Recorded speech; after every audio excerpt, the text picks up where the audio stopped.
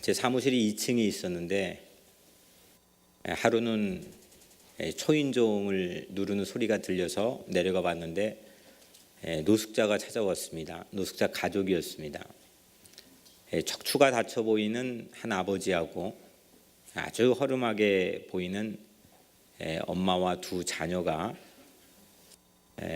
이틀 동안 아무것도 먹지 못했다고 하소연을 제게 했습니다. 그 모습이 꼭 어릴 때 제 모습을 보는 것 같기도 하고 측은한 마음이 들어서 그분들을 모시고 교회 근처의 웬디라고 하는 패스트푸드점에 갔습니다. 문을 열고 그분들과 함께 들어가는데 제가 아주 희한한 체험을 했습니다.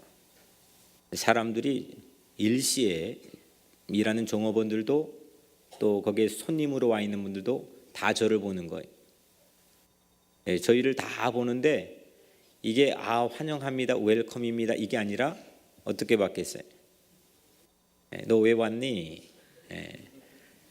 우리 방해하게 왜 왔니? 나 밥 먹고 있는데 우리 비즈니스 해야 되는데 너 여기 왜 왔니? 이런 투로 저를 한꺼번에 샥 하고 누가 시키지도 않았는데 쳐다봤습니다. 그러면서 이제 줄을 서 있는데 제 마음속에 그건 말하진 않았지만 제 마음속에 자꾸 이런 말을 하고 싶어졌습니다. 이 노숙자들하고 저는 다른 사람이에요. 이 노숙자들하고 저는 좀 달라요. 물론 말은 하진 않았지만 솔직히 제 마음속에 그 말이 아주 가득 채워졌습니다. 막 그걸 말을 하고 싶어졌습니다. 저는 햄버거를 산 후에 그분들과 함께 같은 식탁에 앉았습니다. 그리고 제가 식사 기도를 해드렸습니다. 기도를 위해 이제 눈을 감았는데도 아무것도 안 보이는데도 계속 제 눈에 밟히는 것은 종업원들의 적개심 어린 시선이었습니다. 눈을 감고 기도하는데도 기도는 하지만 더 가득 채워져 있는 제 마음속의 말이 이겁니다. 보시오. 난 이들과 다른 목사요. 난 기도하는 사람이요. 이들과 다른 사람이요. 그러니 그런 적개심 가지고 나를 보지 마시오. 기도를 하는 동시에 솔직히 부끄럽게도 이 마음이 이 말로 가득 채워졌습니다. 돌아오며 고마워하는 노숙자와 상관없이 그런 마음을 품었던 게 얼마나 부끄러웠는지 두고두고 생경하게 제 마음속에 기억이 되고 있습니다. 저는 그날 동시에 그 웬디라는 자그마한 패스트푸드점에서 두 가지 경험을 동시에 했습니다. 하나는 노숙자를 맞이한 주인의 입장과 또 웬디에 간 손님의 입장이었습니다. 노숙자를 향했던 첫 마음은 경계심이었습니다. 저 사람이 왜 나에게 왔을까? 저 사람이 약하는 사람일까? 저 사람 나에게 와서 무엇을 원할까? 경계했습니다. 반면에 손님으로 찾아간 곳에서는 종업원들과 손님들의 일시에 저에게 보내준 눈길에 경계심을 맛봤습니다. 아주 철통 같은 방어벽이 세워져 있는 그런 경계심이었습니다. 넘어오지 마. 내 테리토리에는 넘어오지 마. 이런 경계심이었습니다. 실컷 저도 경계심을 주었는데도 경계심 받는 것은 매우 부담스러워했습니다. 꺼려했습니다. 우리는 주인이 되었다가 때로는 손님이 될 때가 참 많이 있습니다. 아무리 온 비즈니스를 경영하면서 내가 주인 입장에서 한 사람도 어느 때는 식당에 가 손님이 될 때가 있습니다. 이런 경험을 냉탕과 온탕을 자꾸 왔다 갔다 반복하며 사는 것이 우리 삶의 순간들입니다. 그런데 사람 심리가요, 따뜻한 환대를 베풀지 못한 주인도 누군가에게 환영하는 마음으로 따뜻한 환대를 베풀지 못한 주인도 손님이 되면 손님의 입장에서는 융숭한 대접을 기대합니다. 그게 공동체 안에서 공동체를 갉아먹는 가장 해악적인 요소라고 저는 생각합니다. 따뜻한 환대를 베풀지 못했는데 융숭한 대접을 기억한다, 기대한다. 사람들은 환대가 있는 곳을 저마다 찾아갑니다. 병원도 교회도 상점도 나를 환하게 맞아주고 웃어주고 또 그렇게 환대가 깊이 풍성하게 있는 그런 곳들을 사람들은 실제로 거리가 멀어도 찾아갑니다. 따뜻한 환대가 있는 교회면 아무리 멀어도 옵니다. 그런데 환대를 베풀지 않으면서 사람들은 저마다 환대를 받으려고만 한다는 데 문제가 있습니다. 당시 북이스라엘 아합 왕이 아내를 맞이하는데 외교적 문제로 정략 결혼을 합니다. 그래서 이세벨이라고 하는 아내를 맞이하는데 그 이세벨이라는 아내가 이 하나님의 약속의 땅에 바알 종교와 아세라 종교를 수입해 옵니다. 이 바알 종교의 장려 정책을 펴니까 거기에 맞서서 엘리야가 가뭄 심판을 선포했거든요. 바알은 어떤 종교냐면 풍년을 위해서 비를 다스리는 신입니다. 이 비를 딱 하고 손을 짚고 놓았다가 쥐었다가 이게 가장 바알의 핵심 종교 교리입니다. 그 비를 다스리는 신에 맞서서 비야 멈춰라 스탑!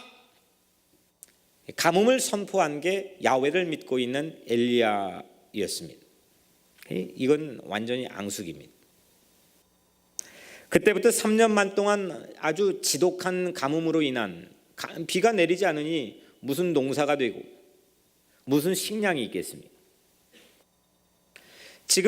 그래서 지금 과부를 사실은 굶어 죽게 한, 식량이 없어서 먹을 게 없어서 이 가난 때문에 굶어 죽게 한, 이 성경엔 나오지 않지만 이 성경 어간에 배어 있는 실질적인 이 과부 입장에서 장본인이 누구냐? 나 죽게 한 지금 장본인 누구냐면 바로 이 엘리야입니다. 엘리야는 그의 손님이 아니라 원수입니다. 여러분들에게 원수가 손님으로 찾아왔다면 여러분들은 어떠하겠습니까? 원수가 여러분들에게 손님으로 찾아왔습니다. 더욱이 시돈은 이세벨의 고향인데 그 아합 왕의 아내인 이세벨의 고향인데 아합의 아내인 이세벨이 이제 바알 종교를 수입했으니까 시돈은 엄밀히 말해 바알의 본산지입니다. 지금 엘리야는 호랑이 굴에 들어간 겁니다. 야훼를 섬기는 엘리야는 바알 동네에 살고 있는 그 과부에게는 정말 이건 손님이 아니라 원수 중에 상원수입니다. 그런 엘리야가 과부에게 오늘 하는 꼴을 보십시오. 식량을 요청합니다. 먹을 걸 달라 합니다. 그 과부가 최후 식량만 남았다고 한 딱 한 사정을 얘기해 줬습니다. 이렇게 과부가 대답하면, 목사라고 한다면, 아니 상식적인 신앙인이라고 한다면 여러분들은 어떻게 하겠습니까? 어디서 식량을 수단 방법 가리지 않고 구해오든지, 아니면 과부의 슬픔을 같은 말로라도 어떻게 위로해 주는 것이 예언자의 합당한 모습의 상식이 아니겠습니까? 그런데 엘리야는 오늘 말하기를 떡을 만들어서 가져오는데 너희들이 가지고 있는 그 재료를 가지고 먼저 나를 위해 떡을 만들고 다음에 너희를 위해 만들라, 이렇게 요청을 했습니다. 노숙자가, 그것도 원수 같은 노숙자가 요청을 한 겁니다. 두 사람 먹어도 모자랄 최후 식량인데 엘리야가 나누자고 했습니다. 이런 막말이 어디 있습니까? 이런 비상식적인 요청이 어디 있습니까? 이거 완전히 돈 겁니다. 오늘 엘리야 요청은 과부에게는 굉장한 도전이고 시험이었습니다. 손님은커녕 왼수 같은데 이 아들을 위한 최후 식량을 요구하는 이 엘리야를 향해서 화 안 나면 비정상이지 않겠습니까? 더욱이 엘리야와 함께 만약에 밥 먹었다는 사실이 공개적으로 알려지면 분명히 아합 왕이 그렇게 눈에 불을 켜고 찾는데 아합의 이 공권력이 그 집에 물밀듯이 밀어닥칠 것은 불을 보듯 뻔합니다. 정치적으로, 경제적으로, 관계적으로, 사회적으로 이건 지금 완전히 말도 안 되는 상황에 과부가 처해 있습니다. 빠져나갈 구멍이 없습니다. 엘리야와 함께 밥 먹었다. 이게 지금 있을 수도 없는 일이지만 해서도 안 되는 일이었습니다. 근데 오늘 15절 말씀에 그가 가서 엘리야 말대로 하였더니, 그가 가서, 성경은 아주 짧게 설명할 뿐 침묵하고 있는 것 같지만 그가 가서, 과부가 가서 뭐 했을까? 내가 간다면 내가 가서 그 다음 어떤 액션이 나올까? 이 짧은 말에는 아마 과부의 복잡한 심경이 묻어 있을 겁니다. 왜냐하면 환대냐 박대냐 이걸 결정해야 될 매우 순간적인 찰나이기 때문입니다. 우리에게도 순간적으로 그런 도전이 많이 옵니다. 수없는 사람 만나잖아요. 손님을 만나건 주인을 만나건 자식을 만나건 교우를 만나건 누구를 만나건 여러분들에게는 그런 시험지들이 계속 출제가 됩니다. 그때 그가 가서, 내가 가서 그 짧은 순간에 나는 선택을 해야 됩니다. 환대냐 박대냐. 오늘 12절에 당신의 하나님 여호와의 사심을 가리켜 맹세하노니, 이거는 과부가 엘리야에게 한 말입니다. 과부가 엘리야에게 당신의 하나님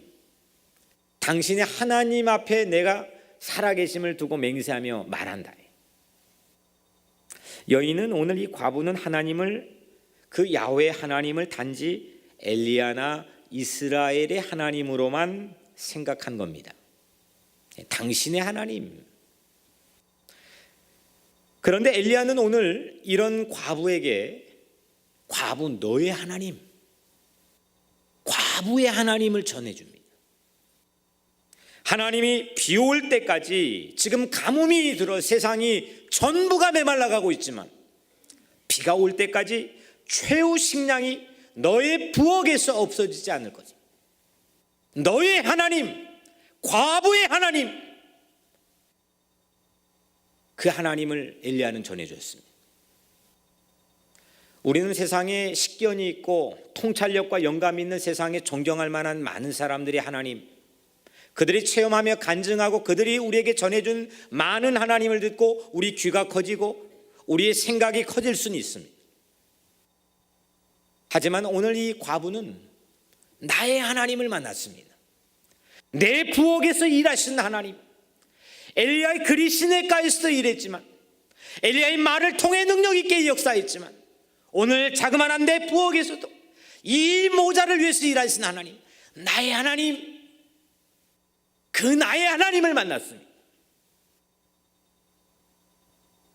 적개심만 받아본 과부, 그 부자 동네에서 오죽 했으면 식량 없어서 굶어 죽겠습니까? 그런 비참한 동네가 어디 있습니까? 그 적개심만 받아본 그 과부가 하나님의 환대를 맛보았습니다. 하나님이 환대해주고, 하나님 못 본 척 안 하시고, 하나님이 알아주시고, 하나님이 채워주시고, 하나님이 안아주시고, 하나님이 끌어주시고, 그 하나님의 놀라운 하스피탈리티, 하나님의 환대를 맛봤습니다. 나의 하나님, 마이 갓. 두 팔 벌려 지친 이 모자를, 외로운 모자를, 갈 곳 없는 모자를 안아주시는 하나님의 놀라운 환대 앞에 그 엘리야 정도 환대하는 게 대수겠습니까?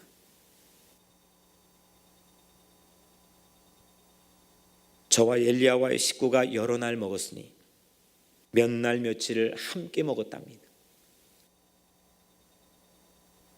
환대인가 문전박대인가. 오늘 이 과부가 이 엘리야를 환대할 수 있었던 가장 큰 이유는 그가 가서 딴짓하지 않고 엘리야의 말대로 하였던 가장 큰 원인은 당신의 하나님으로 고백했던, 너의 출중한 하나님으로 고백했던 그 과부에서 나의 하나님, 내 부엌에서 일하신 하나님, 내 부엌에 쉬지 않으신 하나님, 내 부엌에서 불을 떼신 하나님, 내 부엌에서 음식을 장만하신 하나님, 나에게 긍휼을 베풀어 주시고 환대를 베풀어 주신 하나님, 나의 하나님, 나의 하나님을 오늘 이 과부는 체험했기 때문입니다. 오늘 왜 신앙인들, 크리스찬들이 정말 수없는 영상 매체를 통해 설교를 듣고 수없는 기회에 우리 삶의 신앙적인 정보가 우리 삶이 노출되어 있지만 왜 이렇게 비실비실하고, 왜 이렇게 나약하고, 왜 이렇게 배려심이 적고, 왜 이렇게 사랑이 메말라 있는지 아십니까? 왜 이렇게 기적을 기대하지 않고, 왜 이렇게 우리 삶이 연약해 있는지 아십니까? 나의 하나님, 내 안에서 일하신 하나님, 내 부엌에 쉬지 않으신 하나님, 나를 위해 십자가 지신 하나님, 나의 하나님, 그 나의 하나님을 체험하지 않았기 때문에. 환대의 사람이 되려면, 나도 누군가에게 따뜻하게 안아주고 환대하려면, 변치 않고 신실하게 그 사람을 일관되게 사랑하려면 내가 먼저 환대를 받아야 되는 게 저는 신앙의 법칙이라고 생각합니다. 내가 먼저 은혜를 받아야 됩니다. 변덕스러운 사람의 환대 말고 하나님의 높고 높으신 측량하지 못할 하나님의 환대를 여러분들 맛보시기를 주의 이름으로 축원합니다. 하나님의 포옹을 맛본 사람 친구 정도겠습니까? 모르는 낯선 사람 정도 되겠습니까? 원수조차도 하나님의 환대를 맛본 사람, 하나님의 포옹을 경험한 사람, 그 누구일지라도 환대할 힘을 얻지 않겠습니까? 신앙은 전 딱 이 한 문장이라고 생각해. 신앙, 물론 하나님 믿는 거지요. 삼위일체 교리 열심히 공부해 믿는 거죠. 물론 맞는 얘기죠. 성령 충만하고 기도 많이 하는 거죠. 그런데 무늬만 그럴 뿐 우리 각자의 삶의 열매가 있는 참다운 신앙은 전 이 한 문장이라고 생각합니다. 신앙은 어떤 적개심일지라도 그 적개심을 따뜻한 환대로 바꾸는 것, 이것이 신앙입니다. 내게 찾아온 낯선 손님을 환대하려면 내가 먼저 하나님의 환대를 맛봐야 돼요. 저는 그래서 뉴욕 우리 교회는 누구든지 하나님의 환대를 맛보는 최적의 장소가 되기를, 우리 함께 가꾸기를 노력하고 그렇게 되기를 주의 이름으로 축원합니다. 다른 건 좀 양보해도 좀 못나고 부족하고 연약한 사람, 또 내 마음에 맞지 않는 사람, 또 내 형편에 좋아할 수 없는 사람, 뭐 그 누가 우리 교회에 있을지라도 우리 교회 안에서는 누구든지 하나님의 환대를 함께 맛보고 더불어 함께 환대해주는 그런 아름다운 공동체가 되기를 주의 이름으로 간절히 축복합니다. 함께 가꿉시다. 그런 꿈을 꿉시다. 이게 바로 서진의 밸류입니다. 서진에 있는 수없는 낯선 다인종과 낯선 또 우리의 다음 세대들 젊은이들, 그들을 우리가 함께 환대하고 그들을 위해서 만찬을 준비하고 그들을 위해 말씀을 전파하고 우리 이기적인 욕심과 우리의 자리 채우려고 우리의 성장과 부흥만을 위해서, 그게 아니라 예수 그리스도의 사랑과 십자가로 세상에 있는 모든 적개심들, 세상에 맨하탄만큼 적개심 많은 곳이 또 있을까요? 북한이요? 물론 북한은 그럴 수도 있겠지만 거긴 단일화된 사상으로 되어버렸습니다. 다 병들었습니다. 하지만 맨하탄은 수없는 경쟁체제 시스템 안에서 사람들이 적개심을 가져야만, 경계해야만 생존하는 사회입니다. 그런 사회에 하나님의 사랑의 씨앗을 심고 하나님의 환대의 꿈을 심는 것, 이게 하나님께서 우리 교회에 주신 비전 아니겠습니까? 적개심이 환대로 바뀌는 순간 원수가 손님으로 바뀌었습니다. 원수가 친구로 바뀌었습니다. 원수가 가족으로 바뀌었습니다. 라틴어로 호스티스, 라틴어로 호스티스, 이 뜻이 이방인, 낯선 사람, 또 원수, 이런 뜻이 있습니다. 그런데 여기서 딱 한 글자만 I를 E로 바꾸면 호스테스. 근데 이게 신기하게도 이게 무슨 뜻이 되냐면 손님, 벗, 친구란 뜻입니다. 한 글자 차이인데 호스티스는 원수고 호스테스는 손님이고 친구입니다. 우리 소명은 호스티스를 호스테스로 바꾸는 겁니다. 원수를 손님으로 환대하신 분이 예수님이기 때문입니다. 예수님은 겟세마네 동산에서 호스티스를 몽땅 다 호스테스로 바꾸고자 결심하셨습니다. 사르밧 과부도 원수 같던 엘리야를 손님으로 맞아들이는 것이 쉬운 일이었겠습니까? 왼수 같은 사람이에요. 자기 굶어 죽게 하는 가뭄을 선포한 자기 왼수 같은 장본인, 자기를 이 딱한 처지에 몰고 온 그 원수 같은 장본인 엘리야였습니다. 그런데 하나님의 환대를 신뢰하는 순간, 나의 하나님이 되는 순간, 하나님이 내 부엌에서도 일하시는 걸 체험한 순간, 그걸 믿어지는 순간, 그걸 의지하는 순간, 사르밧 과부는 누구를 막론하고 환대할 수 있는 사람으로 변화되었습니다. 사랑할 수 있는 사람으로 변화되었습니다. 행복의 한 끗 차이는 사랑할 수 있느냐 못하느냐, 돈이 있느냐 없느냐가 아닙니다. 행복의 인생의 마지막 순간에 하는 말들을 가만히 들여보면 행복의 한 끗 차이는 환대할 수 있느냐, 문전박대할 수 있느냐.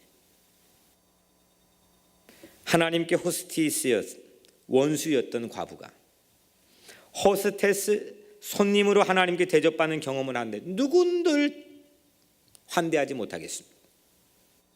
우리는 원수를 손님으로 바꿔야 됩니다. 마귀는 갈수록, 세상 공중권세 잡는 마귀는 갈수록 우리 마음에 적개심을 품고 살아가도록 우리를 시험하지만 우리는 환대로, 이 환대의 방패로, 이 환대의 창으로 마귀와 맞서 싸우시기를 주 이름으로 축원합니다. 원수가 손님이 될 때 그 손님이 이전과 다른 소식을 우리에게 남겨주는데 오늘 마지막 15절 16절 그가 가서 엘리야의 말대로 하였더니 그와 엘리야와 그의 식구가 여러 날 먹었으나 여호와께서 엘리야로 하신 말씀같이 통의 가루가 떨어지지 아니하고 병의 기름이 없어지지 아니하니라. 아멘. 놀랍지 않습니까? 아멘. 최후 식량만 먹고 죽어야 될 과부와 아들이 엘리야를 환대한 이후에 이틀이 지나고 일주일이 지나도 죽지 않았습니다. 원수였을 때는 무서움과 공포의 소식만 가득했는데 그 원수가 손님이 되자마자, 친구가 되자마자, 가족이 되자마자 우리는 생명의 소식을 하늘로부터 받게 될 줄로 믿습니다. 우리가 원수가 되었을 때, 바울이 유명한 말 남겼죠. 우리가 원수가 되었을 때에 그의 아들의 죽으심으로 말미암아 하나님과 화목하게 되었습니다. 우리 몽땅 다 하나님의 원수 아니었습니까? 등만 돌렸습니까? 우리가 하나님께 배신만 한 정도였습니까? 시도 때도 없이 좌충우돌했던 우리 각자의 삶, 하나님이 치를 떨면서 우리를 원수처럼 봐도 아무 할 말 없는 우리 각자 인생, 아무 입을 열어 변명할 가치도 없는 우리 죄인된 삶의 자리, 우리는 모두 다 하나님의 원수였습니다. 하지만 하나님은 독생자 아들 예수 그리스도를 여러분들 한 사람 한 사람을 위해 주시기까지 우리를 환대하고 사랑해 주셨습니다. 포기하지 않았습니다. 죽기까지 환대해 주셨습니다. 아직까지 환대, 여전히 환대, 영원히 우리를 환대하기로 작정하시고 우리에게 십자가의 은혜를 베풀어 주셨습니다. 어제 하나님의 부름을 받은 우리 김대성 형제 1월 9일 암 판정을 받고